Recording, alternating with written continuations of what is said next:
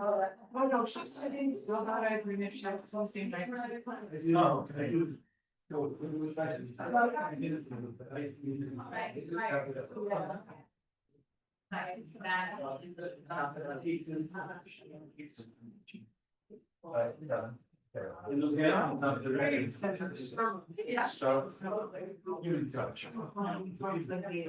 Hey. Getting hard to find things for that. And also, Yeah. Okay. right before. Oh, yeah, you're right. I put it on there.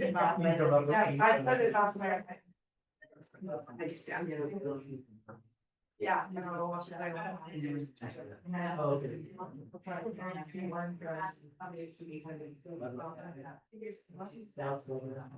I said 11 after.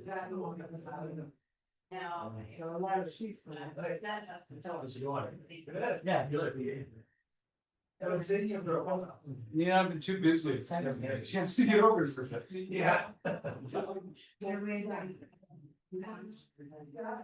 All right, I think we'll go ahead and get started. How you guys doing? All right, it's a little drippy out there. So a couple of announcements before we get started with our physical activity with Kathy.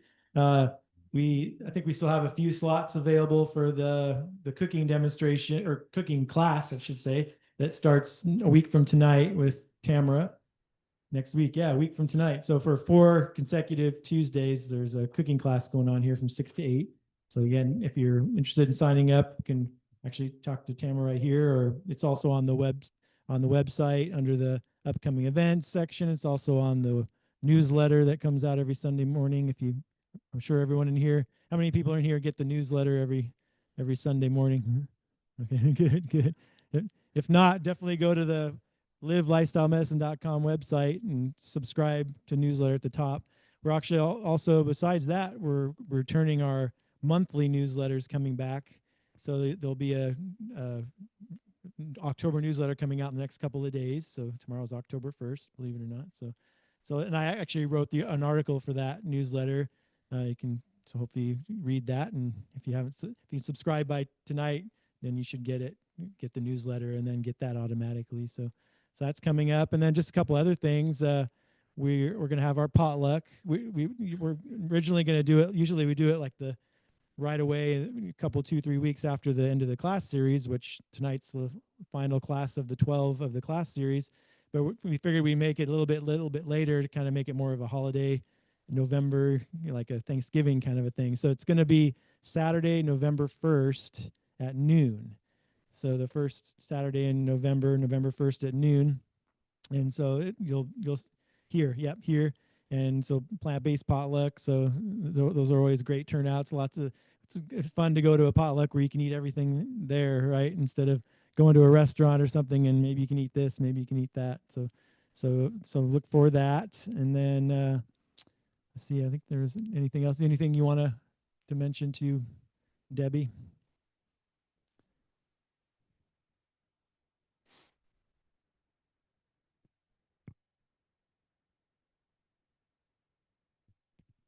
So I've been doing a little bit of house sitting and cat sitting and dog sitting as a fundraiser for EPBP. And instead of cash, my friends, who I didn't expect anything, gave me gift certificates. I've had one for like a year and a half that I haven't used. And Jerry is purchasing the $100 gift certificate, and then the $100 is going to us. So yay, Jerry, thank you so much. And I have a $50 one if anybody shops at Capella, and no pressure at all because I know that I'll be able to find a taker.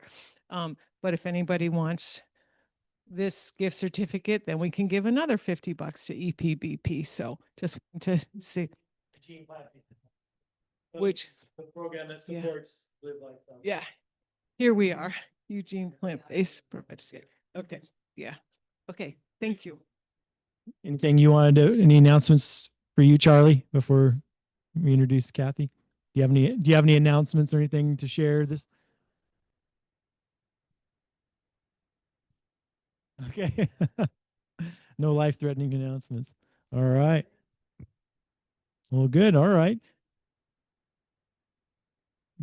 Last week, yeah, between all the different classes. Yeah. Yeah.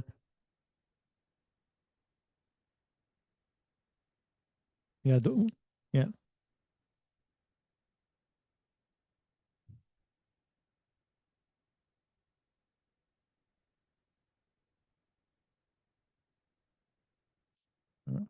All right. Good. All right. Well, I'll introduce so Kathy Meldrum is a physical therapist, and she's going to talk to us about the health benefits of physical activity. As we had all the other, we talk a lot about the nutrition aspect, eat more plants, and then we had, if you guys were here for Pam Burrell, the psychologist, she kind of covered. She kind of joked that she takes 3 of the 6 pillars from American College of Lifestyle Medicine: the stay calm, the cultivate connection, and sleep well. She kind of covered those. And then we had Elizabeth Maxwell, the PhD public health, that covered the avoid risky substances just a couple weeks ago. So now we gotta let's hit the physical activity. So come on up, Kathy. All right.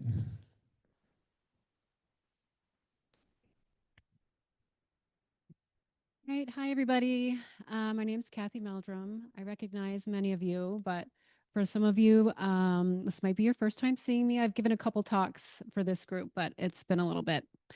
So I'll just go ahead and introduce myself. Kathy Meldrum. I'm a physical therapist at Cascade Health, and I do outpatient orthopedic physical therapy. So I see people with shoulder pain, back pain, knee pain, any joint, and treat it. Some people come in with these chronic conditions, other people, like it's an injury, car accident, sports injury. th- Uh, it's a little fake. I'll just try to talk louder. It's hard for me to get my voice to carry, but we'll try to get it louder. So that said, if anybody has any questions about their own body or anything, I'm hoping we have room. We should have plenty of time afterwards for questions. If you want to talk to me about anything that you might have going on, I can't do a full evaluation or anything, but I'm happy to discuss it with you and see if there's anything that I can help you with tonight. And I became a part of this group, I'm not sure how long ago now. About 3 years or so. 3 years or so, yeah. So it's gone by fast, but the reason I found this group, I guess I was just randomly scrolling and came upon their website and I was like, oh my gosh, these plant-based doctors are here. Like I'm used to finding them, in other areas. And I'm like, wow, there's a group in our town. I have to join these people. So I was thrilled to find them because I changed my diet. I mean, I used to be on the standard American diet, and felt fine for most of my life, like until I didn't, right? And so I started like accumulating symptoms and, I'm like, I have to do something, right? Because the doctors weren't really offering me much except for like medicines they wanted me to take forever. And I'm like, I'm not gonna start that, I don't want to be on that train. And so that's when I discovered like nutrition. And I was like, wow, like the door just opened. And I was like, could this all really be true? Like, can it really have this much of an effect? I almost didn't believe it. So I'm like, well, I don't have anything to lose. I'm just gonna try it and see what happened. And like everything got better. It's amazing. Like if you really go in for it, I mean, you're gonna see improvements. It's really quite amazing. One of the things that I had going on that got better, which wasn't even something I was targeting, but I would get these atypical migraines where part of my visual field would like go out. And I would get like a headache afterwards. And so it was kind of startling, like it'd be really hard to read and, so I was okay, but it was kind of weird that that was happening. It was made me nervous and it would happen, started to get more often and I had an MRI, my brain's fine. And so they didn't really know what to do with that, right? So I just had this diagnosis and then I started to change my diet and I went in pretty quickly. I mean, it's kind of a process, but I went pretty all in pretty quickly and never had one again. Amazing. And I could say that for a number of symptoms. I mean, lots of things will get better. That's I guess my message, but it's also coupling it with exercise and mobility. It's so important and we hear about it, but we'll talk more specifically about like why it's important and how all of us can do it. One of the barriers to exercise, which I'm going to talk about at the end, is pain. And that's what I see a lot of in my clinic, right? That slows people down. So we can talk about that today. So yes, we're going to be talking about the top benefits of exercise, enhancing health, wellness, and the quality of life, and discover how physical activity improves mind and body health. The mind too is also a big part of it. So we can go on to the next slide. Maybe.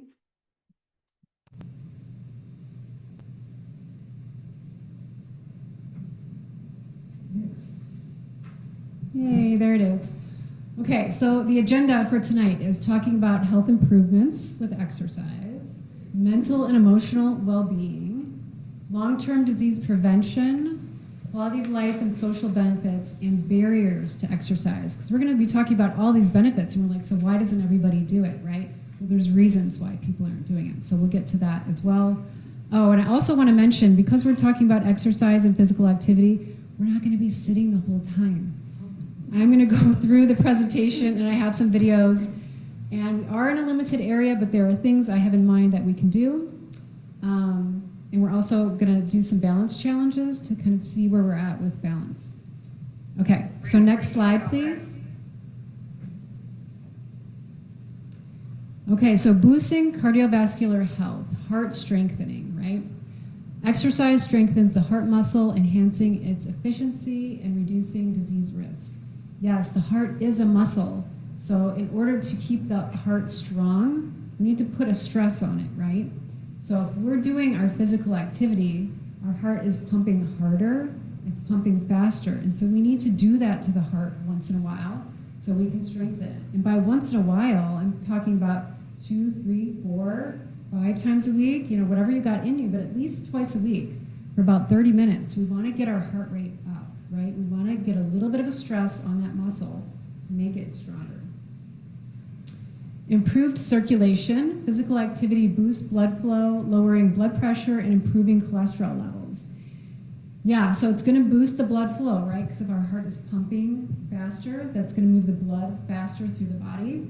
And if you couple that with this whole food plant-based diet, you're going to lower blood pressure and cholesterol levels, and the blood's going to move more smoothly through your arteries and your veins. So coupling those two together is really important. And beneficial aerobic exercises, walking, running, and cycling are aerobic exercises that effectively promote cardiovascular health. Yes, as are so many more, right? Some people want to go swimming, some people might want to go skiing, some people might want to do yoga, whatever your thing is that's going to get your heart rate up is good. And we're starting wherever we're at, right? Like if we're just walking our regular cadence, we might not be getting too much of an aerobic exercise out of it. So if you can pick up your pace, so we're getting that heart to pump a little bit harder, that's what we'd be looking for. But again, wherever you're at is where you start, and that's totally fine. Okay, next slide. Okay, strengthening muscles and bones. Muscle mass increase. Strength training enhances muscle mass, improving physical strength and endurance. So what I love about the muscles is you can increase your strength at any age. It's amazing. You can do it at any age, but you do have to lift a load, right? So I could do a bicep curl like this with an empty hand all day long. I'm not really going to strengthen my bicep or increase my muscle mass. But if I put a weight in my hand, or if I have a resistance band, some of you were at my first talk and I gave you a red resistance band. If you still have that, using something like that, you need to overload the muscle to actually build the strength. But it can be done. People think that just over time we get muscle wasting, and we get that because we're just not doing the things that we used to do. Look at little kids, they're running, jumping, climbing, they're challenging their muscles all the time. So if we challenge our muscles on a consistent basis, we can get that muscle strength to improve.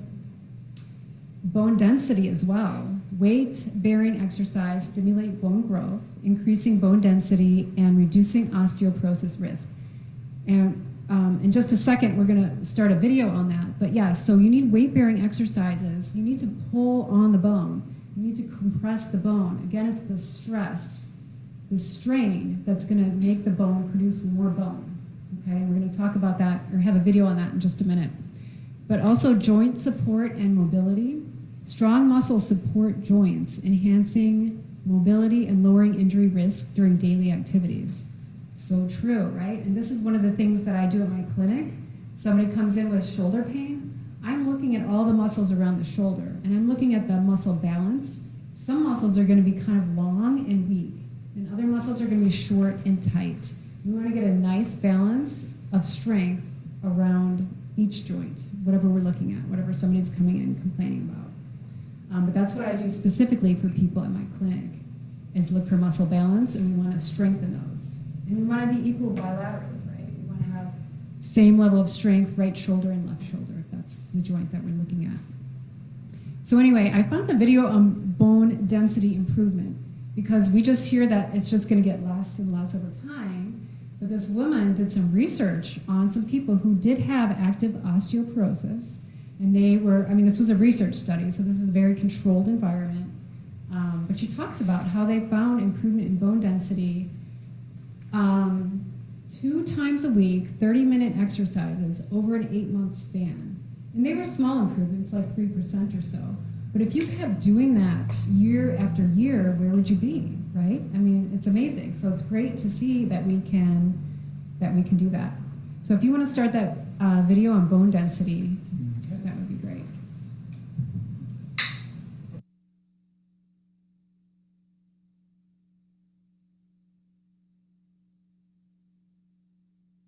Welcome, everyone, to today's session. We are joined by Professor Belinda Beck.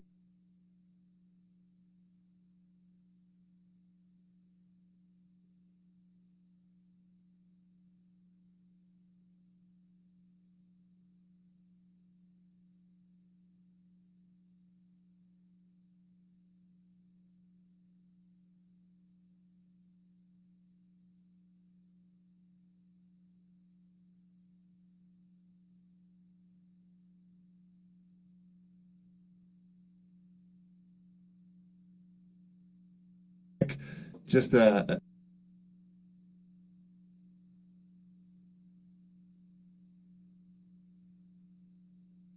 quick intro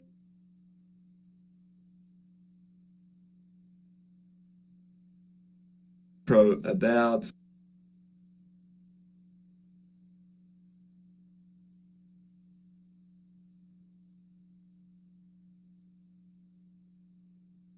welcome, everyone, to today's session. We are joined by Professor Belinda Beck. Just a quick intro about Belinda. So she's a leader in the field of using exercise to prevent fractures and improve bone density in osteoporosis. She supervised the landmark Lift More and Lift More M trials, and she's a co-founder and a director of the Bone Clinic and the Oniro program, which we'll talk about more today. So thanks for joining us, Belinda. So what I think a great place to start is talking about the Lift More trials and how they came about. What made you want to run them, and what were you looking for when you did them? I suppose it was sheer frustration. The bone world had come to a conclusion that we all knew that exercise is good for bone, like it's good for any tissue in the body. But there was, of the many interventions that had been done, nobody really showed you could grow bone, particularly in people who already had low bone mass. And this is very frustrating to me, because the people who needed it most were getting the least help. So I went back to basics, thought about the principles behind osteogenic loading, or loading that will grow bone. And all the animal data showed us that it needed to be high intensity. It needed to induce greater strains in bone than you normally experience in your daily life, or even in the exercise program you do. And a strain is actually a measure of bending. So it actually needs to bend your bones a little bit or squish them. And of course, these are tiny amounts, imperceptible to us, but measurable. So after being frustrated with all these different exercise programs, we're talking walking and swimming and cycling and running and even gym programs, nothing was working. So we decided to just test some real heavy lifting and impact. And we recruited the populations that needed it most. These are people with low bone mass, low to very low bone mass, so what we call osteopenia and osteoporosis. And we included people who had already had a fracture. And we just introduced this program for them very gradually with really good supervision and attention to technique. And we followed them, this was twice a week, 30 minutes. We followed them for 8 months. And then we tested them again. So we measured. Sorry, did you say they'd already had a fracture or not had a fracture? A number of people in all of our studies, Lift More for Men and the MedXOP trials, definitely there are people in those studies who had already had fractures, yeah. Okay. Including spine fractures. So some of them even already had that, what we call the dowager's hump, but scientifically kyphosis. Okay. Yeah, because this is a really, just on a little tangent here, I've spoken to a number of people and they worry if exercise is safe, or that type of exercise is safe if they've had a fracture or they're worried about getting one. Absolutely. And this is the whole reason why nobody had done this before, because we were all worried, me included, that it wouldn't be safe, and particularly for the spine, which is so fragile that it's susceptible to these what we call minimal trauma fractures. So if you can get a fracture from minimal trauma, surely a large load is not good for you. But the fact is, most fractures happen when you're lifting something incorrectly or awkwardly or suddenly. But if you're doing the lifting that we propose, it's highly dependent on your technique. And you are introduced to it gradually. And the amazing thing about bone, and the reason why I'm still stuck on this tissue that I've loved for 30 years, is because it is so adaptable. It's the reason astronauts lose bone when they go into space and their skeleton says, okay, well, I don't need all this bone, I'm going to lose it. It's the same reason that you lose bone if you have bed rest. But it's also the same reason that if you overload it, it will grow and become stronger, because it's trying to prevent fractures. So it's a very malleable tissue, but you've got to give it time. It takes ages. The reason we do these long studies is because although it starts to adapt immediately, the first new bone that's created is what's called osteoid. It's just a soft organic kind of a tissue. Doesn't have any mineral in it. It takes a while for the mineral to then go into that tissue and be measurable by DEXA, which is how we measure bone density. So we have to do long studies to give enough time, one for the bone to adapt properly and two for it to be measurable. So what kind of time periods are we talking about here? Well, typically, most people don't do an intervention for less than a year, because that's a sort of safe time period where it's likely that you'll be able to measure something. We brought that timeline down to 8 months in the Lift More studies and MedXOP, because we were reasonably confident that we would be able to see it. And actually they were PhD projects and we had to get these people graduated. So we didn't have time to do 12 months. So it was the minimum that we thought that you needed. But actually, you know, if people do sufficiently intense exercise, you can measure change in 6 months. It's just much less likely. Yeah, I love this, because this is when I was diagnosed with osteoporosis, I kind of went through this deep dive process where I tried to figure out what's going on with this bone, what is it about, and what I kept hearing from my doctors was, you don't lay down new bone after 30. All these kind of phrases where your bone is almost like a statue, where it's fixed, where you either got it or you don't, especially after 30. But what I've realized from my research, and sounds like that's exactly what you've been doing over the years, is that bone does respond, and it responds.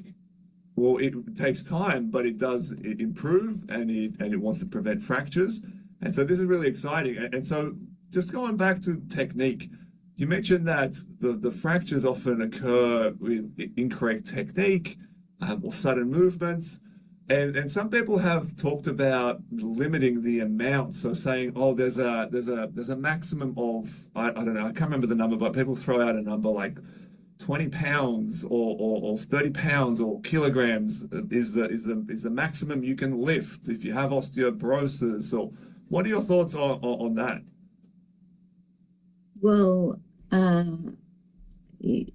I guess without being too facetious, is that person got some kind of crystal ball that nobody else has? There is no magic number, and there is absolutely no way of telling without putting a whole bunch of strain gauges on people's bones, which is highly invasive, and testing every single movement that's possible with those weights. It's just, it is not, that is an air fact, what I call in my family, an air fact. They've just plucked that number out of the air. There is no evidence to base on. It might be true, but it could just as easily not be true. And we have plenty of evidence to show that in most cases it's not true. Okay. So it comes down to the technique and the person. And the state of their bones, and how much they've ever lifted before, and a million other things that is pretty individual. All right. So then, with the Lift More trials, what kind of numbers, what statistics did you find in terms of improvements in bone mineral density and other kind of factors? So it's hard to describe the totality of the adaptation of everybody that has done this program in a single number, which is what we would call a mean or an average. Yeah. Because, as you know, a mean is putting everybody's numbers together and coming out with the middle marker, which doesn't show the range. The mean in this case was a mean increase at the spine of 3%. Which, by comparison with other studies that had showed at the very best, it's sort of a maintenance effect at the spine. They were the next best sort of studies. And our control groups lost. So the net benefit was about 4% at the spine. At the hip, the net benefit was about 2.5%. But the interesting thing at the hip, and the hip is a misnomer, mind you, because the hip is the joint, as you would know, and but we refer to hip fractures. It's not a fracture of the joint; it's fracture of the proximal femur or the close end of the thigh bone. So we were looking at the femoral neck, where the thigh bone joins to the pelvis. The increase there was really essentially a maintenance effect, which was a real head scratcher for me, because I thought, we had really loaded these people up. They were lifting pretty heavy, and it made no sense to me why the bone was not adapting. And luckily we had some other software that allowed us to look at these scans in 3D, whereas a bone density scan is a two-dimensional projected image, which is it's not particularly accurate. 3D is what our bones are, and that's what we want to look at. And luckily the 3D imaging showed us that although we weren't increasing bone density, the density of the mineral in the tissue, we were actually increasing the thickness of the cortex of the bone. And the cool thing was we increased the thickness of the top edge of the femoral neck, or the lateral cortex, and that's where the fractures propagate. That's where they start. So that's the really cool thing about exercise. It's not a shotgun approach. You don't just do some exercise and your whole skeleton adapts. It is highly targeted. Only the loaded bones adapt, and they adapt in a way that is most likely to improve the strength of the bone. In this case, making it more dense wouldn't have increased the strength of the bone, according to the little metric that we have in our hip, our own little personal monitor there. But getting thicker, the cortex getting thicker, absolutely is going to increase the strength and resist fracture.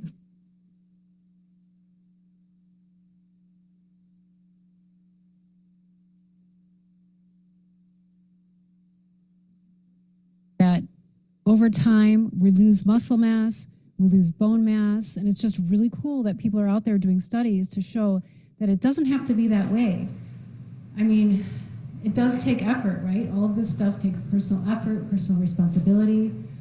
So that can be the hard part. We'll touch on that a little bit too, but I just wanted everybody to hear that, to know that these things are possible. Next slide, please. Okay, supporting healthy weight management.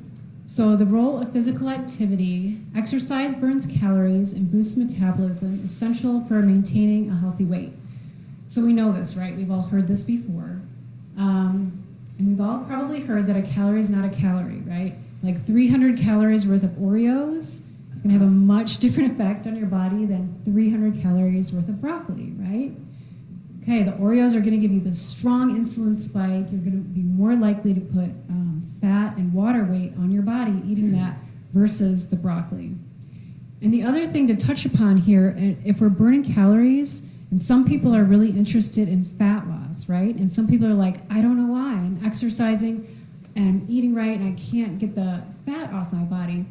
Well, one of the things can be that if you've overeaten for a while, what happens to that energy, calories are just units of energy, right? So if we're overeating, where does that go? It gets stored as glycogen in your muscles, in your liver, and when that gets full, it's fat on your body. Okay, so it's just really stored energy.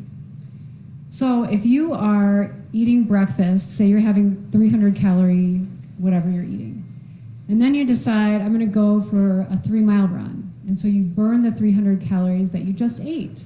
Well, that's fine, but you're not getting into your reserves, right?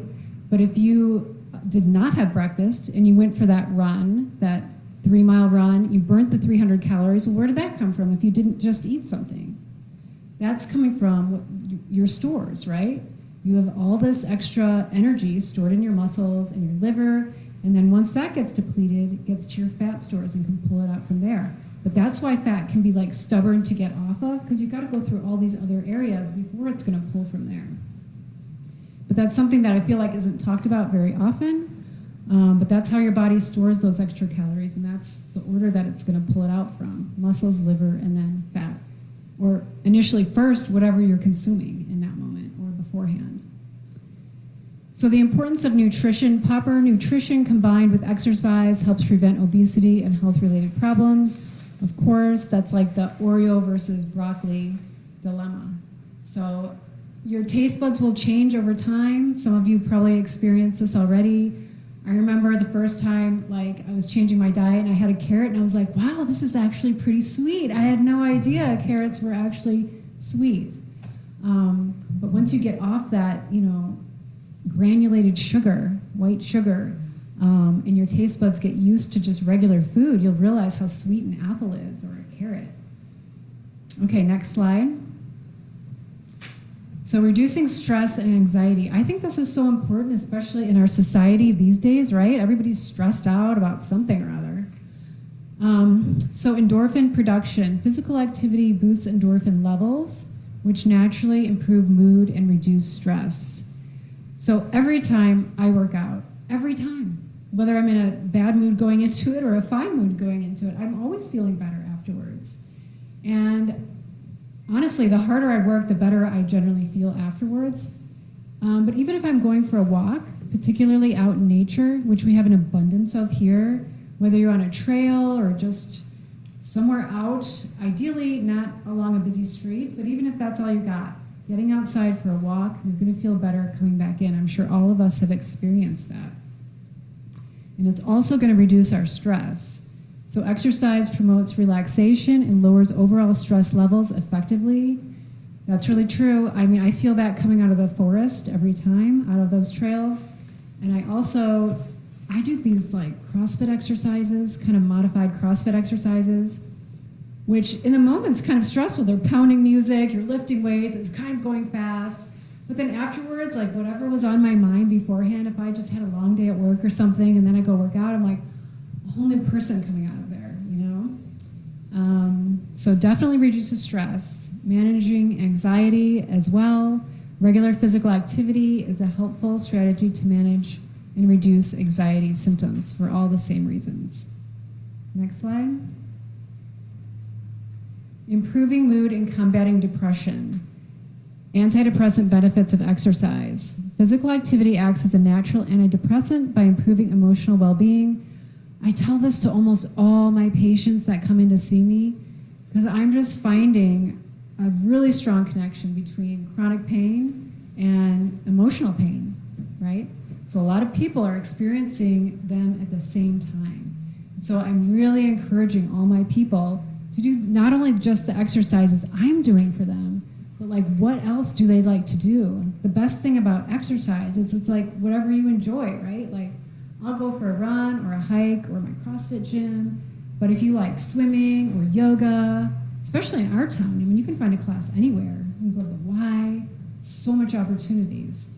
And honestly, if they could put that in pill form and like sell it, like we'd be billionaires, you know, it's just highly effective. So improved sleep quality. Exercise promotes better sleep patterns, enhancing overall mental health and mood stability. I find this helps me with sleep. That's also kind of an epidemic right now, is people not being able to fall asleep or not being able to stay asleep or waking up too early. It's something for most of the people that I work with. And so again, I'm encouraging them to get out and exercise, like get your body fatigued, like go do something that's challenging for yourself, that's not your usual day-to-day, and see how better you're gonna sleep that night. Improved energy and positivity. Energy and physical activity boosts energy levels, fostering a more positive and optimistic outlook on life. Again, true. So sometimes there was a time when I was working 10-hour days and I didn't like really want to go work out after that. That is your signal that you need to actually go do it, right? That's when you need to do it the most. So instead of taking that signal as, I don't want to go work out, that's your signal, I need to go do it. And then I go work out and again, be like a different person coming out of that. So much more energized and feeling much more positive and being able to sleep better. Okay, next slide. Okay, enhancing cognitive function. Exercise and brain health. Regular physical activity increases blood flow to the brain, supporting overall brain health and function. Neurogenesis stimulation. Exercise stimulates the growth of new brain cells, enhancing learning and cognitive flexibility. Improved cognitive abilities. Physical activity improves memory, attention, and executive functions essential for daily life and aging. Again, pretty amazing, right? And I'm not an expert in brain health, so I have another video to play to give us more information about this.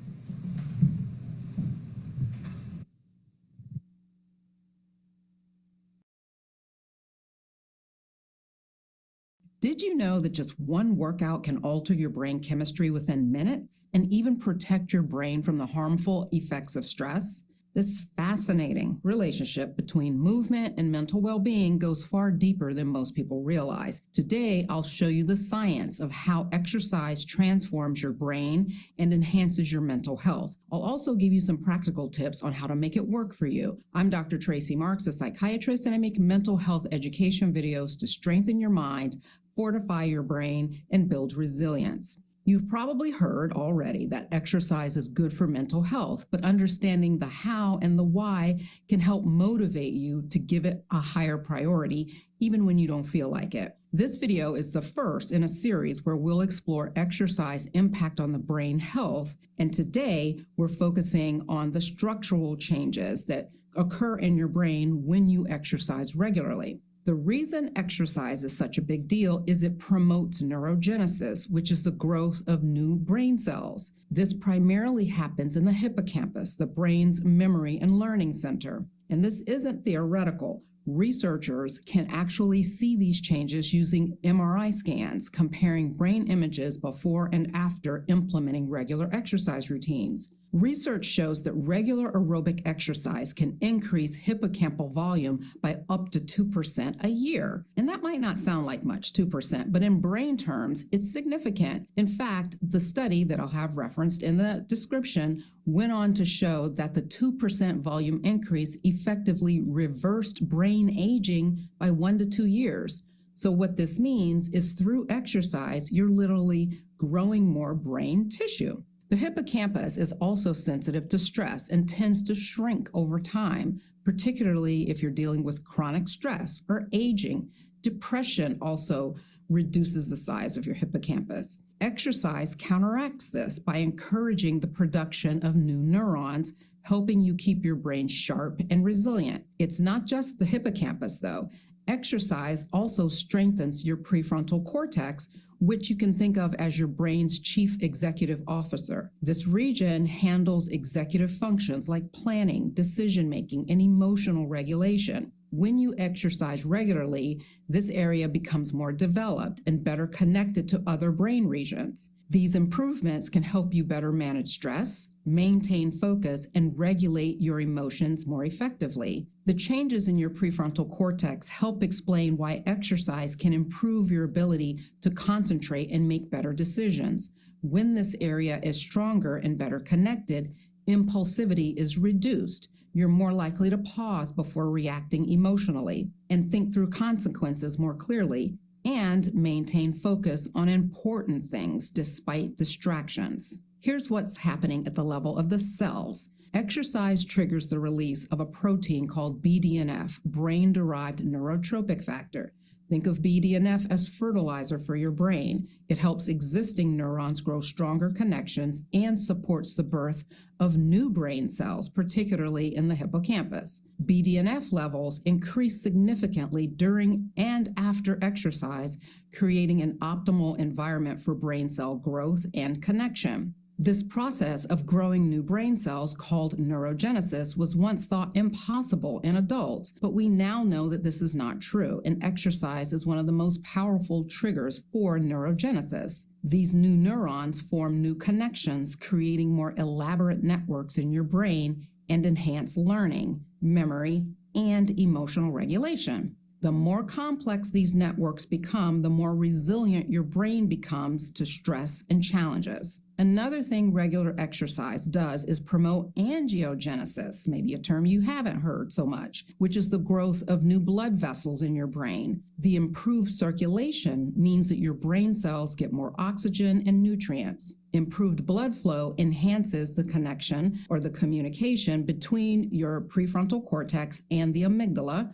which is your brain's fear center. And this enhanced communication between these two regions leads to better emotional regulation. This vascular improvement is a serious upgrade because brain cells are extremely energy hungry. They need a constant supply of oxygen and nutrients to function properly. The more blood vessels you have feeding your brain, the better equipped it is to handle the demands and recover from stress. So this improved blood flow also helps clear away waste products that can accumulate in the brain, potentially reducing the risk of cognitive decline. So have I convinced you of all these wonderful changes that exercise causes in your brain? Well, how long does it take to see these benefits of exercise? Here's what the timeline looks like in practice.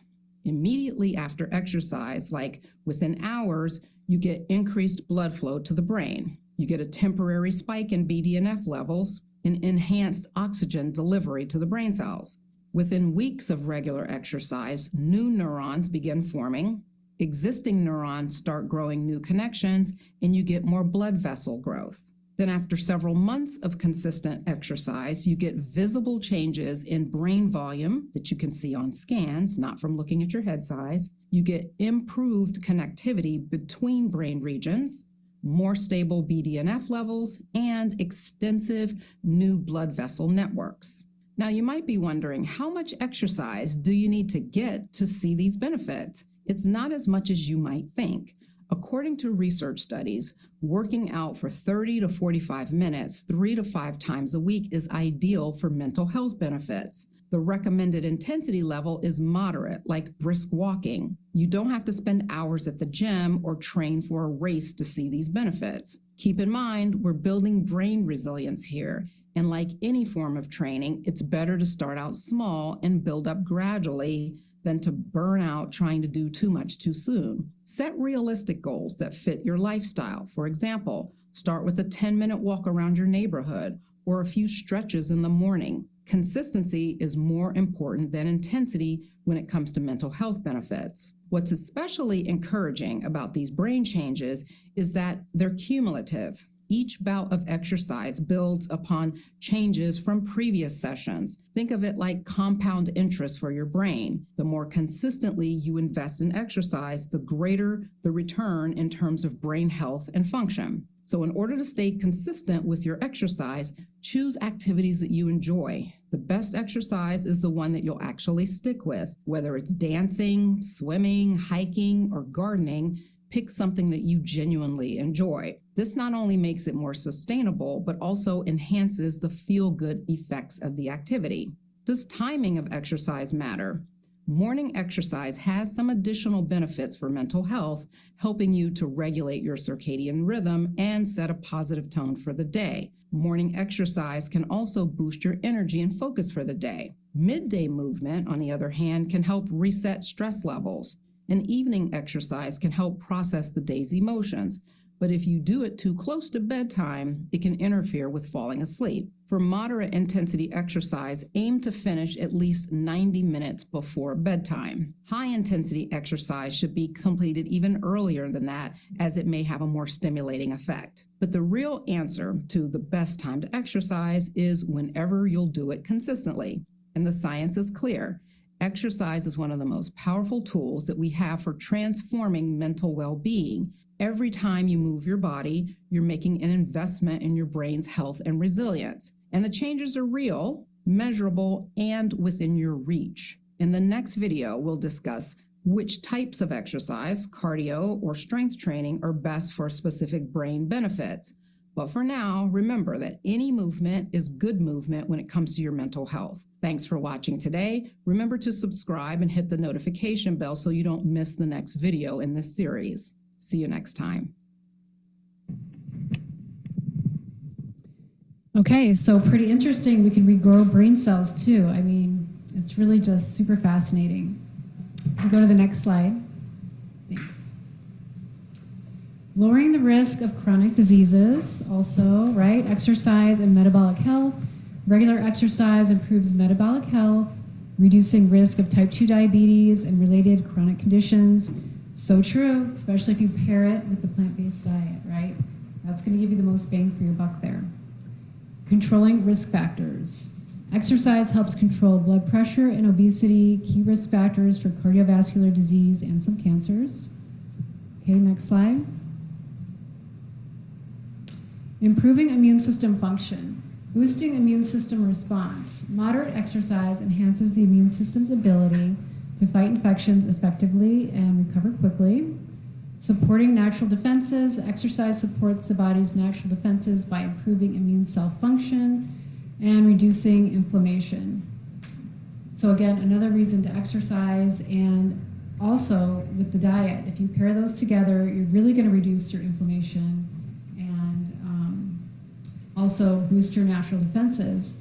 We kind of think about, there's two ways to think about, getting sick, right? So there's the germ theory where we're catching bacteria and viruses from other people, which is a thing, but it's also like, well, what is the state of your immune system, right? Are you taking care of yourself enough? If you're exercising more frequently and eating the right foods, you're gonna have we call it like the terrain theory, like your terrain is good inside, right? You have a robust immune system. You're not gonna be as likely to catch these other things from other people. Next slide. Promoting longevity, which is what we all want, right? Regular physical activity, and we want to feel good. We want to feel good if we're going to be here, right? The older we get, we want to feel great. So consistent exercise is strongly associated with increased lifespan and better overall health. Vital organ health. Exercise supports the function of vital organs, enhancing cardiovascular and respiratory health. Preserving mobility. That's like a huge thing, right? Once we stop moving, we lose our mobility. It's like, if you're not sitting on the floor, if you haven't sat on the floor in a while, maybe you should try it. Because if you don't sit on the floor, you're gonna lose the ability to get up off the floor. Kids are on the floor all the time, right? So they can get up and down with ease. So it is really good to practice those things. This is what I tell my patients, like if they can safely practice that, it's really good for them. Because not only is it, that ability, you have to have good joint flexibility, right? To get up and down off the floor. You have have to have good core strength, good lower extremity strength. So there's a lot of things involved in being able to do that. So we want to keep doing those kinds of things. Reducing premature death. Regular exercise reduces the risk of premature death from various health conditions. And again, coupling that with the diet will be the best way to do that. Okay, next slide. Increasing energy and stamina, cardiovascular endurance. Regular exercise strengthens the heart and lungs, improving cardiovascular endurance and overall energy levels. This is so true. So I'll give you like this example. My son and I have run a lot of 5Ks together. He's 14. And he just came up to me the other day and he's like, Mom, I want to run a half marathon with you. Like, yes. I've run a few of those, so I'm like, I'm down with that, right? But he's never wanted to do it before, and he's like only 14. So we did our first training run, and we got to like 5.5 miles. He'd never run that far before, right?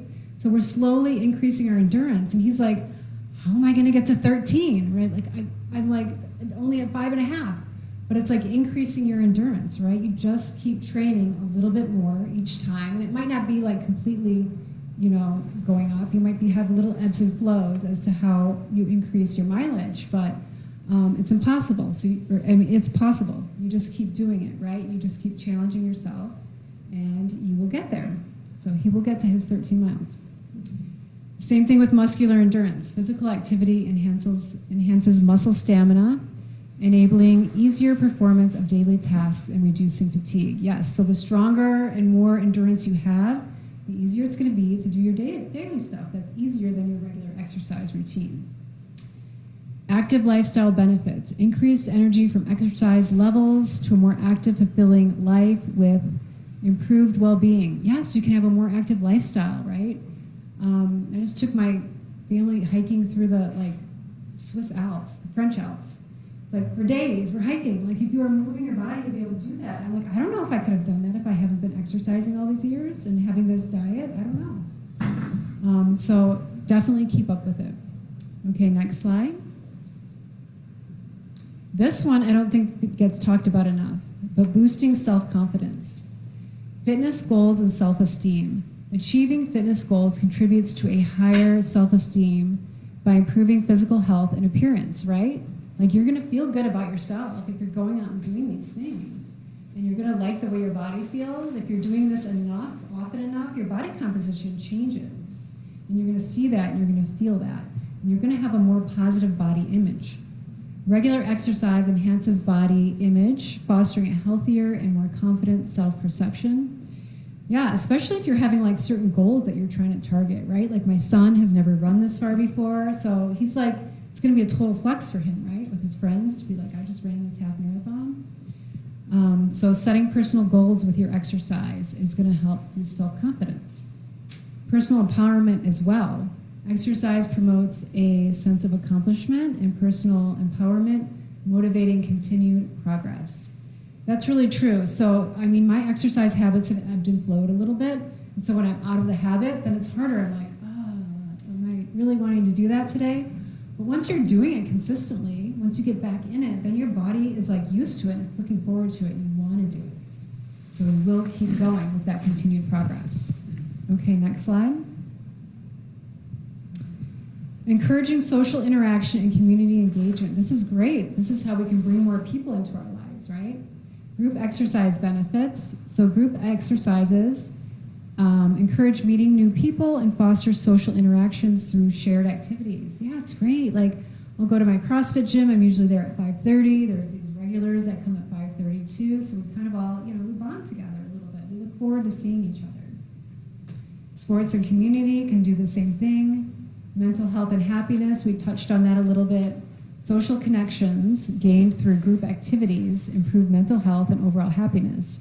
So yeah, so if you need to exercise on your own, totally fine, but if you can bring people into it, that's even better, and it also keeps you motivated, right? Like if you know somebody's expecting to see you there, you're gonna show up. Okay, next slide. Okay, so with all these benefits, why aren't we doing this all the time, right? Like, why aren't we just doing it all the time? Well, there's a lot of common barriers to exercise. I'm just naming 3, there's many more. But pain is the one that I deal with most often.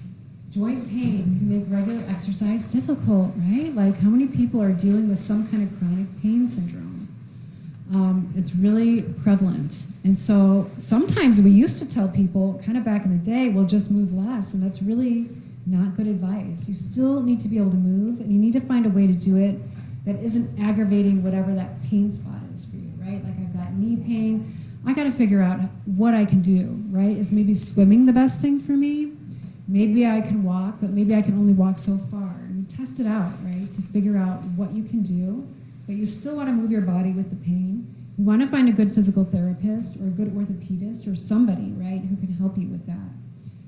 One of the things I do, we look to strengthen muscles around a joint, right? A lot of people have tight hamstrings, tight IT bands, weak glutes. There's certain muscle patterns that we see pretty consistently that we can work on in the clinic. Lack of motivation is another one. So starting and maintaining an exercise routine can be challenging without strong motivation or clear goals. This is true.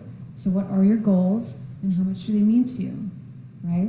And again, this is when you can bring in other people to help motivate you. If you have somebody else who really wants to get out there and get on that hike with you, they're going to be knocking on your door at 8 a.m. or texting you and be like, all right, I'm ready to go, let's go, right? And sometimes, like I said before, those moments when you really don't want to do it, flip that switch and know when you're getting that thought, that's the thought that you need to do it. Okay, and balance, we're going to touch upon this today. Loss of balance can bring about a fear of falling while exercising, right? So this is really huge too. So we're going to do some balance challenges here and see where people are at. But balance, this is what I see in my clinic quite a bit. And again, balance can be improved upon if we actually challenge ourselves, right? And a lot of people are afraid to do that. But I'll show you some ways that we can do that here today, okay? So anyway, enough of the slides. I think we need to move a little bit. So let's everybody stand up. If you can, if you need to stay seated. So with what we're doing, we're going to do just basic range of motion exercises. We're going to start from the top and go down. Anybody that needs to sit down at any point, please do so. If anything doesn't feel good to you, you can stop. But this is just kind of general range of motion exercises because we have kind of a limited space here, okay? So we're going to start with our neck, right? Okay, so if everybody wants to look up to the ceiling.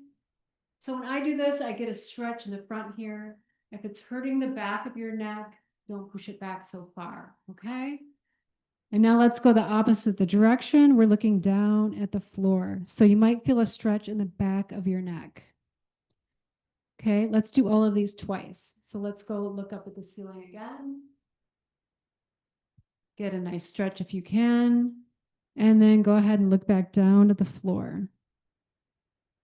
Okay, that's neck flexion and extension. And now we're going to do some rotation. So let's look to the right. This is my right. That's your right. Good. You'll feel an end spot. We'll go the other direction. Everybody looks pretty good in here. Okay, one more time, each direction. If it's uncomfortable, don't push through any pain or resistance. Good. Okay, rotation is really important, right? When we're driving, that's probably the most important of our neck ranges of motion. There's another one. We'll side bend. I'll side bend to the right, side bend to your right. If it's your left, it's fine. And the other direction. Good. We'll do one more time, each direction. Okay, nice. So that's the neck movements that you can do to kind of stretch things out a little bit, get things moving. Now we're going to drop down to the shoulder. General, just easy shoulder rolls. We'll just start with easy shoulder rolls. You can do big ones if you want to. You can do little ones if that feels better. And I always direct people to go up, back, and down.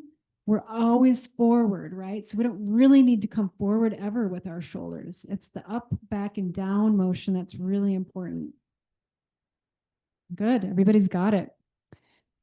Okay, so some other shoulder motions. If you can do, I'm going to hold my microphone with this hand. So I'm just going to do it with one arm, but you can do it with both arms, okay? If you have shoulder issues, just go up as high as you can go, okay? You don't have to push through any pain. But we'll lead with our thumb, okay? You're going to bring your arm up into flexion as high as you feel like you can go. Drop your hand behind your head. You guys are good. Bring your hand out to the side. Good. I'm going to turn around. You don't have to. Bring your arm up behind your back. Some people might be down here. That's okay, wherever you're at. Good. So let's do that all one more time. Up behind the head, arm out to the side, and up behind the back. If you were just doing that one-handed, which some of you were, let's go to the other hand. Okay, up, back behind the head, out to the side, up behind your back. This is a nice one. It's getting like all your ranges of motion of your shoulder flexion, external rotation, abduction, internal rotation. Okay, awesome.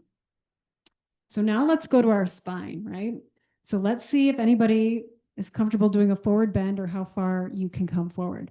So we're just going to do a forward bend here. I start to feel a hamstring stretch. Look at you guys. Nice. Good. Stretch out those hamstrings. Come back up when you're ready. And then we can lean back, right? We don't go back as far. Okay. Just go back as far as is comfortable for you. Nice. Let's do it one more time. Go back into flexion. Feel that hamstring stretch. Nice. And come back up. Go into a little bit of extension. Nice job. Good. We can side bend. Nice. Feel a stretch over here. Side bend the other way. Feel a stretch on this side. Maybe one side feels tighter than the other. When I come this way, I don't feel so much of a stretch. But when I go this direction, I can feel that on the right side here. Okay, good. So now let's go ahead and do some marches. If you can, we'll lift up this. Good. Get some movement at the hips. Nice. And if you want to, we can get some hip extension, going back like this. You're feeling more alive. I know, right? There we go. Getting everybody up. And then abduction, side to side.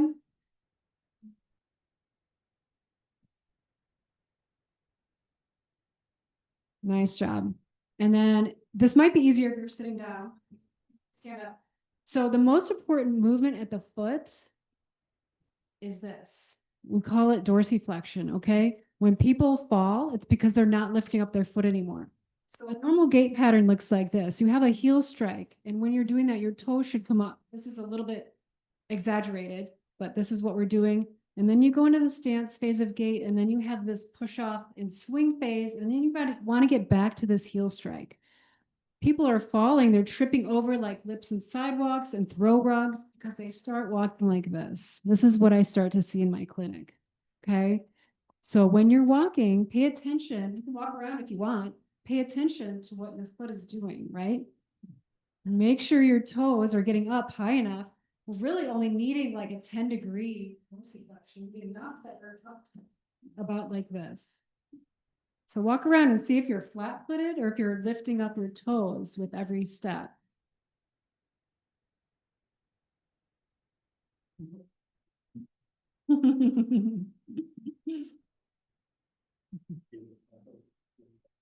Yeah, that's what you do. You guys are doing awesome. All right, when you make your way back to your seat, we'll work on some balance training, balance exercises. So I don't want anybody to fall, okay? So make sure you know where your seat is behind you. Make sure you've got something in front of you to hold on to if you need to. Okay, so a normal base of support when we're standing, our feet are just kind of normally hip width or shoulder width apart, right? So if we're standing, this is kind of normal for us. And if we narrow our base of support, that makes it more challenging for our balance. So let's just start with that. We're just going to start with our feet together. This might feel the same for some of you. This might feel a little bit more challenging. Okay, so the next phase is to have a little bit of a staggered stance. Our feet are going to stay together, but I'm going to bring one in front of the other. This may or may not feel a little different.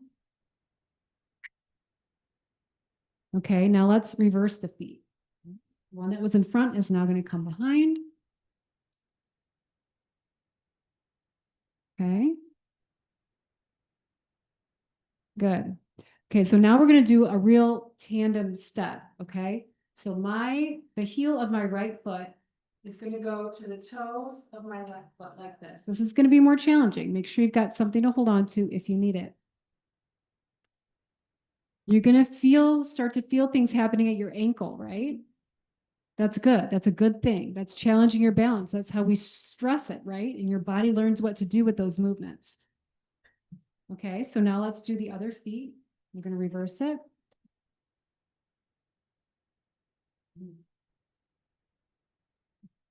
Good. So everything you feel going on at your ankle is good. That's what we want. You might feel like you're swaying a little bit. Okay, good. Yeah, that's why we want to make sure we have things to hold on to. So now, if you're comfortable, we'll try a single leg balance, right? You're going to lift up your foot. You're going to feel a lot more action at the ankle. And we're going to do the other foot.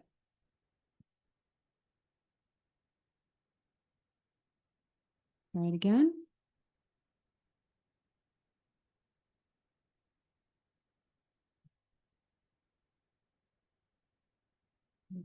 Good. Okay. So now we're going to add a little bit of a dynamic component into it. Okay.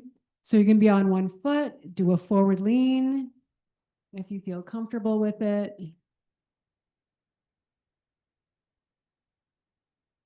Good. Switch legs whenever you're ready.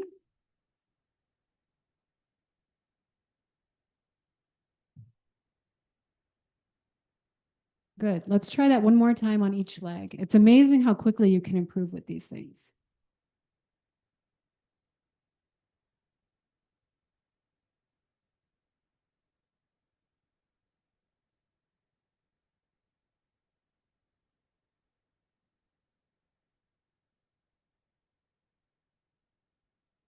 All right, you guys are doing awesome. So I almost hesitate to do this one, but we can just try a few. We won't go through all of them again. Because our eyes play a huge role in our balance, right? So if we close our eyes and try this, it's a lot harder. We won't be doing that last one for sure, but let's just narrow our base of support. Know where a chair is in front of you or behind you, okay? I don't want anybody falling, but let's stand with our feet together. If you feel comfortable, close your eyes. See how just closing your eyes feels a little bit different?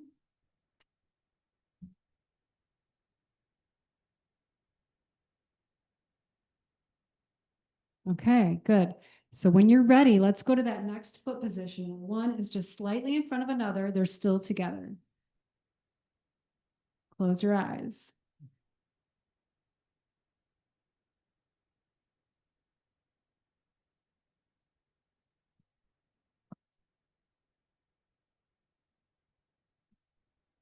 Okay, good. When you're ready, let's switch feet. Close your eyes.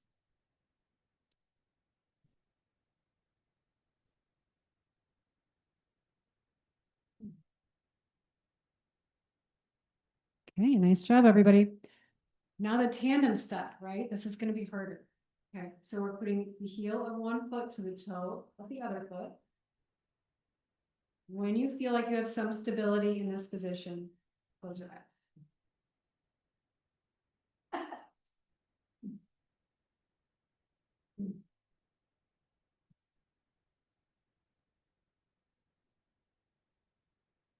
And when you're ready, you can do the same thing on the other foot. Feels like I'm surfing. Right? Very humbling.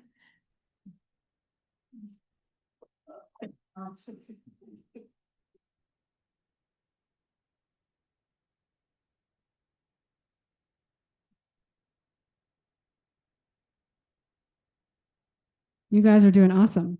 So now, if we want to try the single leg balance, I'm coming over here for this. You can lift up one leg, right? Close your eyes when you're ready.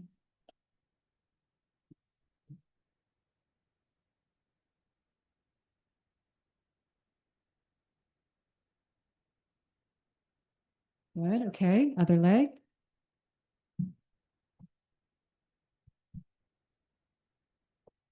One might be easier than the other.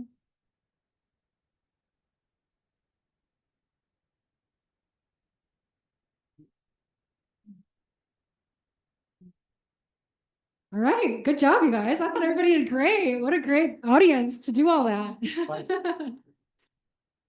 So you guys can sit down if you want, but so these are the things, right? The balance can get better, everything can improve.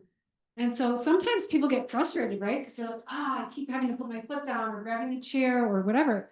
But that's okay. That's how it gets better, right? That's how we get better. You want to feel what you're feeling at your ankle, you want to sway, and that's how you know, where you need to start and where you're at with things. And so, yeah, so balance can be a limiting factor for people. So I'd encourage you to continue to practice your balance so you feel more comfortable out on your walks and doing whatever you want to do. And finding a person so we can get rid of this lack of motivation, your own mindset. What do I need to tell myself to make sure I get out there and do these things that are so good for me? And the pain. I am still a firm believer that inflammation is a big source of pain for people, right? That's why if you take an ibuprofen, get a steroid injection, you feel better. Our diet is a huge source of inflammation, the standard American diet, especially those seed oils, which are in everything. It's really hard to avoid those. They're in all of the healthy vegan food. It's still those oils, right? It's really hard to escape. They are really inflammatory. And it's the omega-3s that you really need to get in your diet. Those chia seeds, those flax seeds, super important, super anti-inflammatory. And fruits and vegetables are anti-inflammatory, right? Like that's like a hot dog's not, but fruits and vegetables are. And so your pain will come down if you can get on this diet. And this is what I tell all my patients at work. And it always likes making my heart sing when they're like, I'm making smoothies now. I'm like, yes, okay, good. Yeah. So that's what I have for tonight. If you guys have any questions, I'm here. Jerry? About 12 years ago, we put in hardwood floor. We used to get on the floor all the time. And about a year into it, I thought, you're not getting on the floor anymore at all. Yeah. And here I am 12 years later, and I can't even get out of the bathtub. I was on the floor all the time, not every day, but often. Right. And then one other thing is on the book club. Read Spark about 6 months ago. And I think every school superintendent ought to read that book. Because they start those kids out, there's a region back east in one state. They start those kids out in the morning and they have to run a mile. And they put heart monitors on them. Wow. And those kids, they know what their range is. And what their program does is it makes those kids smarter. You take your hardest class first, right after you've exercised. I love it. Swam that he was talking about. But the thing is international competition. Those kids are at the top of the list. International. Oh, I bet. Because of the way they treat them, teach them to be fit for life. I was so impressed with that book. I sent the guy an email and I wrote a letter to my PE teacher who is in the 90s now. And I said, I wish that we had learned to be fit. Right? Yeah. Oh, yeah. Yeah. Start them young. Yeah, absolutely. Those kids don't want to sit every day, all day in school. Nobody really wants to. Yeah. Yeah. I told him we should teach them how to eat too. Yeah. Have you seen the school lunch system? I mean, yeah. And now they're like giving it out for free. They're kind of pushing it on. I know, because I still have kids in school. There's free breakfast. It's like free now. And it's trash. I mean, it's like not good. And they're really like kind of pushing it on to go get food. food. I mean, food in general is pushed on the kids. You go to soccer practice, there's snacks there. There's food all the time. I mean, it's just so unnecessary. You know, it was not like that back when we grew up, where people were just kind of shoving food at us all the time. And it's not healthy. I mean, just bring some fruit if you feel like you got to bring something. It's usually not bad. Even the teachers are passing it out. Go ahead. Do you feel like you have to go to the gym, or can you do like body weight exercises and like dumbbells at home, or you pretty much need to go to a gym Well, what is for what goal? What's your goal? to build muscle and the bone? Yeah. So we need to overload it, right? So if we're thinking about muscle and bone, you want to be able to do 3 sets of 10, and it should be difficult. If you're really looking to maximize like bone growth, like or muscle hypertrophy or something like that, like making the muscle bigger, like you want to be a bodybuilder, you want to get to your 1 rep max. I don't think that's your goal. We're looking at like 3 sets of 10, but it should be difficult. That last set should be difficult. So you do a set of 10 with whatever weight you feel comfortable with, take a break for a minute, or do another exercise, come back and do another set. That should feel harder. Take a break, come back, do another set. That should feel really hard at that point. That's how you're going to build muscle, right? And, you know, she was doing strict testing. As long as your muscle's pulling on your bone, it's going to have an effect on that bone. But you do need to be overloading it with something, not an empty hand. And like a 1 pound weight, 2 pound weight probably would not be enough for you. I mean, it should feel difficult. Yeah, but you can totally do it at home. And body weight exercise, yeah. Yeah, try to do some push-ups. That'll be, I mean, you'll feel that. Be afraid of not having correct technique. Yeah. Especially as I'm older. Mhm. You can really hurt stuff. Yeah, so some of the just generalized things to think about when you're doing that kind of stuff, things that I tell people in my clinic, you always want to have your core engaged, right? So your core is your abs and your glutes, other muscles too, but for this conversation, your abs and your glutes. So if I have somebody with a dumbbell in their hand doing a bicep curl, I say, have your core engaged. So I have them pull in here, not like jamming it in, but just engaged, right? So their body has some support, their spine has some support. They have a, you know, they do a bicep curl, good posture, chest is out, that kind of thing, right? So even if you're doing anything with your legs, having your core always engaged is really important. But you have to build those muscles first. Well, and usually when I see people, I start with their core muscles, whatever they're coming in to see me for. Unless they're already strong that way, but most people aren't. Even 30-year-olds aren't, surprisingly, able to do a lot of basic things. A lot of these are available online. Yeah. Let's do proper technique. YouTube, you know how to do a proper push-up or proper sit-up. Those techniques they're all free They and can wrong. tell you that, but to have somebody actually see you do it, he could be, Well, that's, yeah, I mean, there's no two ways about it. I mean, having a fitness or exercise trained person, which is where the Lions can be really helpful. And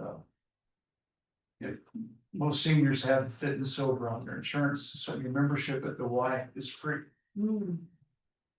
Nice. Could you speak a little bit to the high intensity training, the HIIT?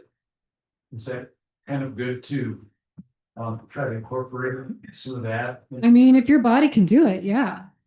So 20 minutes is really all it's telling us thing for that high intensity training. exactly, it's The machines there at the Y, whether you're on the treadmill or the elliptical, you have the HIIT feature on.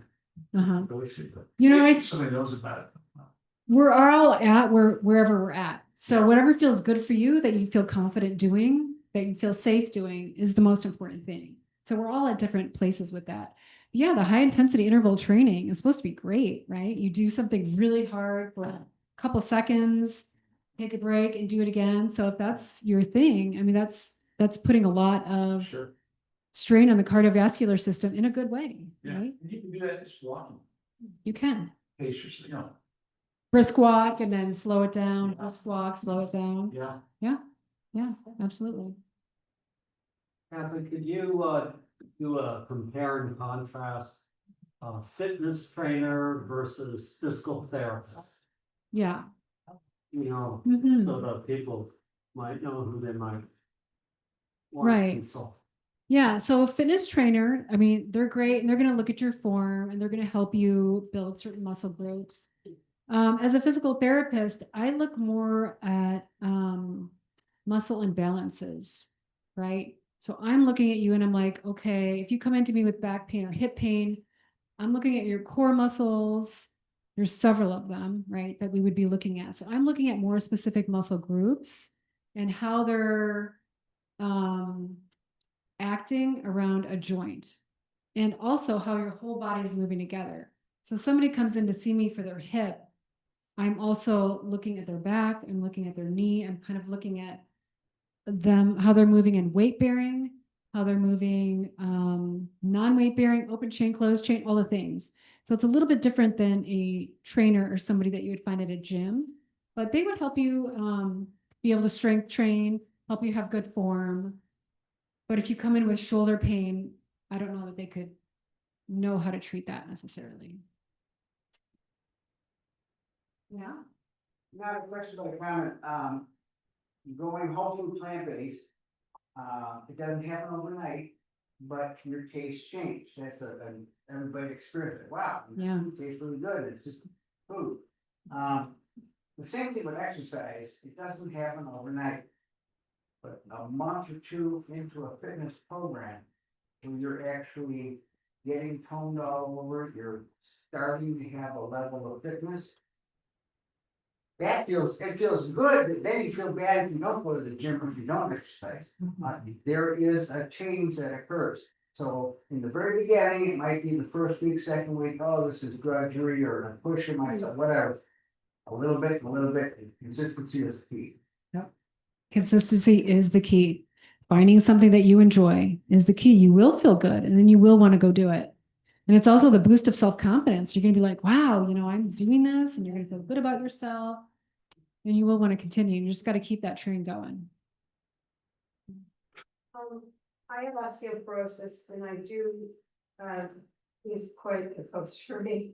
I do a lot of weight bearing stuff now, and I'm prune eating and I'm lifting weights, but I'm a little bit nervous about going to a yoga class, for example, because there's certain yoga exercises that do curvatures that are not advised for osteoporosis. So I wondered about that. And with the weights that I have a range of sizes of weights, and when I do some of I start low and do a rep of 10 or 12, and then I continue up. And I notice that when I get to the heaviest one that I can use right now, I can only do maybe 6 out of the 12 with that heaviest one. And I don't know where heavy should be exactly, like a percentage of body weight, for example, because I'm small, so I'm not trying to lift the weights in knees. Right. But is there a percentage that you would recommend, or the yoga question? Yeah, so I don't have a percentage to recommend. It is a little bit more subjective I think it's good that you can't get to that 12 and that you're struggling to get to the 6. That's great. That's where you want to be. I think that's a really good sign. And so your goal would be able to, at some point, get to the 12 with that, right? Where some people don't do 3 sets of 10. They're looking to get to their 1 rep max. Just kind of depends on what you're looking for. But I think you're at a good spot with that. I think that sounds good. And according to the yoga question, that is my one, what is the word? Not warning, but my one concern about community classes. They're great that they're here, right? But they aren't physical therapists and they aren't, and so they can't look at everybody either when they're having this group. And so sometimes they are curving the back in ways that shouldn't really be happening. So that would be each person for themselves in those kind of situations, unfortunately. But yeah, because a lot of times they're arching the backs or over flexing the backs the lumbar spine in a way that could be challenging. I Right? can find somebody online, I'm trying to remember the name. But she specializes in working with people with osteoporosis. Okay. And she's a yoga teacher and physical trainer. And it's nice to see some of those little videos online because Yeah. she's responding specifically to osteoporosis issues. Yeah. Well, that sounds like a good person Yeah. to listen to. I Charlie? haven't heard those concerns with Tai Chi. Hmm. Definitely. Oh. Yeah. In Yeah. fact, the American College of Lifestyle Medicine recommends or says that there has been definitely a decreased amount of fractures for people who practice Tai Chi. Okay. It's a good one. Uh-huh. Is mini trampoline a good substitute for walking when it's raining out? A mini trampoline is like great for like moving limp around, and yeah, I think a mini trampoline is great. That rebounding effect is good for your body. Yeah, go ahead and do that. It's less weight bearing than on the ground, but that's okay. I mean, if you like it, by all means, yeah. I have a little mini trampoline at home too, and I think it's fun. Turn on some music and just jump. Yeah. What about like a set of pedals that they put under the desk? Yeah, go for it. You got that at your office? No. No, but yeah, that would be awesome. Whatever you like to do, and I guess really my point is we want it to feel a little difficult, right? Like if you can get out of breath safely, you want to do that. If you can strain your muscles so you can only get to the 6 reps instead of maybe your goal of 12, that's great. Like we want to feel challenged to get something out of it. And that's really person dependent as to how comfortable you feel challenging yourself.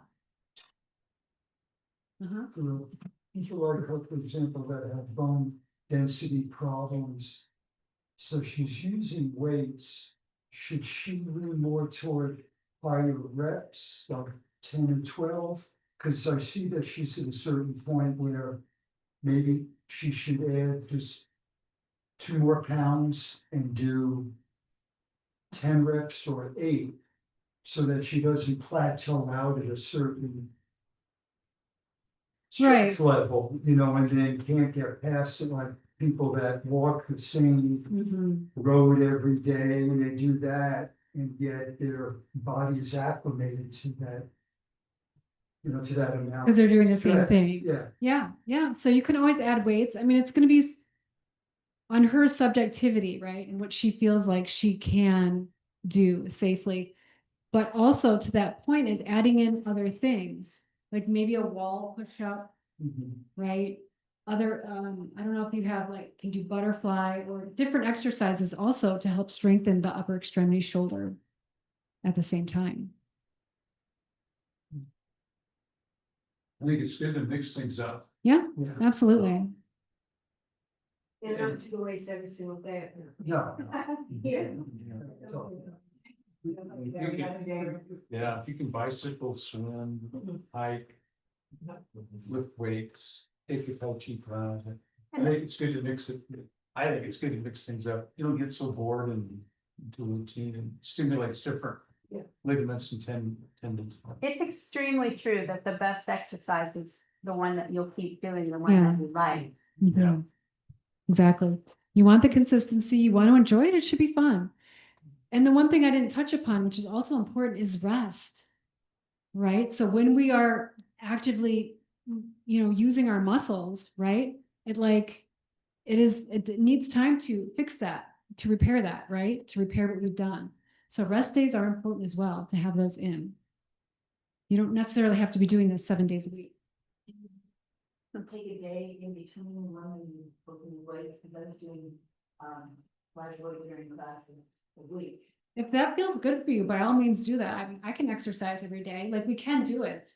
But if you're feeling like a rest, that's when the muscles are going to repair and recover and actually gain their strength. Weight exercises and then have day of rest and then weight and day of rest. I mean, there's probably a lot of different opinions on how to exactly lay that out, but whatever your body is comfortable with. Actually, it's really like I think that's great then. Yeah. I don't like the exercise. I'm not really enjoying, but I'm having fun. I'm not doing. Right. it. Yeah, good. Find what you like.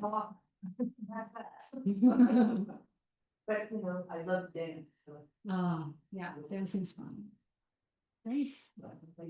With the wet weather coming on, a lot of people walk up the valley of the mall, Yeah. Oh, yeah. you know. Also the YMCA has an indoor track. Can you take your dogs in the mall? Oh, Can you take a dog in the mall? No. yeah, I No. don't think so. Bummer. Yeah. 17 laps is a mile. So. All right, we good? Thank you. Hey, you're welcome.